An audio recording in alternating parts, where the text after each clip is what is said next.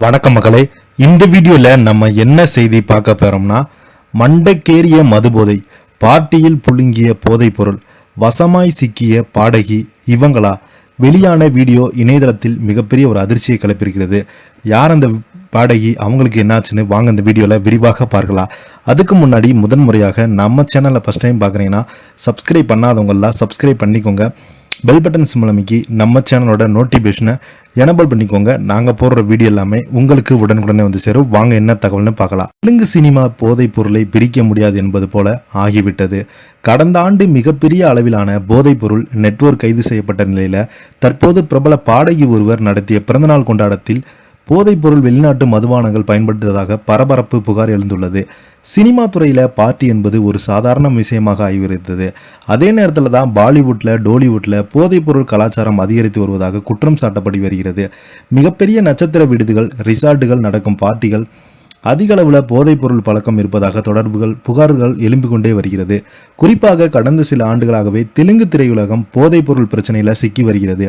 பாலிவுட்ல பிரபலமான ஷாருக்கானின் மகன் போதைப் பொருள் வழக்கில் சிக்கியிருந்தார். அதற்கு பிறகு தெலுங்கு திரையுலகில் தயாரிப்பாளராக வலம் வந்த கோபி சௌத்ரி போதைப் பொருள் வழக்கில் சிக்கியிருந்தார். மேலும் அவங்க தெலுங்குல பிரபலமாக இருந்த பல நடிகைகளுக்கு போதைப் பொருள் சப்ளை செய்து வந்ததாக சொல்லப்படுகிறது. அதில் பல முன்னணி நடிகைகள் சிக்கிய சொல்லப்படுகிறது. ஆனால் அதற்கு பிறகு இந்த விவகாரம் அப்படியே அடங்கி போனது. இந்த நிலையில தான் தெலுங்கு திரையுலகில் மீண்டும் போதைப் பொருள் சர்ச்சை வெடித்துள்ளது. பிரபல பாடகி ஒருவர் போதைப் பொருள் பாட்டி வைத்ததாக புகார் எழுந்துள்ளது. தெலுங்கு திரையுலகில் பிரபல பாடகியாக வலம் வருவங்க தான் மங்களி. சமீபத்தில் மங்களி தனது பிறந்த நாளை கொண்டாடி இருக்கிறாங்க. பிரபலமான ரிசார்ட் ஒன்றில் அந்த பார்ட்டி நடந்ததாக சொல்லப்படுகிறது. இதில் தெலுங்கு சினிமா பிரபலங்கள், அரசியல்வாதிகள் உட்பட பலருமே கலந்து கொண்டதாக சொல்லப்படுகிறது. இதற்கிடையே அங்கு போதைப் பொருள் பழக்கம் இருப்பதாக போலீசாருக்கு தகவல் கிடைத்த நிலையில் அதிரடியாக அங்கு சோதனை நடத்தியிருந்தாங்க. அதில் வெளிநாட்டிலிருந்து கடத்தி வரப்பட்ட போதைப் பொருள், கஞ்சா, வெளிநாட்டு மதுபானங்கள் ஆகியவை கைது செய்யப்பட்டது.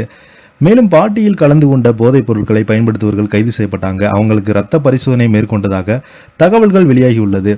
அதே நேரத்தில் பாடகி மங்களி போதைப் பொருள் பயன்படுத்தினாரா என போலீசார் விசாரணை நடத்தி வராங்க. அவரது இரத்த மாதிரிகள் சேகரிக்கப்பட்டு பரிசோதனைக்கு அனுப்பி வைக்கப்பட்டிருக்காங்க. இந்த நிலையில தான் பிறந்தநாள் பார்ட்டியில் போதைப் பொருள், வெளிநாட்டு மதுபானங்கள் பயன்படுத்தவில்லை எனவும் தன்னை குறித்து வெளியாகும் தகவல்கள் தவறானது என பாடகி மங்களி வீடியோ வெளியிட்டிருக்காங்க. எனது பிறந்தநாள் பார்ட்டியில் வழக்கமான கொண்டாட்டங்கள் இருந்தது.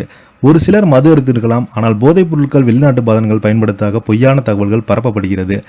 அந்த நிகழ்வில் தனது குடும்பத்தினர் மட்டுமே கலந்து கொண்டதாகவும், தாய், சகோதரர்கள் உள்ளிட்ட தான் இருந்தவங்களுக்கு அனுமதி பெற வேண்டும் எனக்கு தெரியாது என கூறியிருக்கிறாங்க.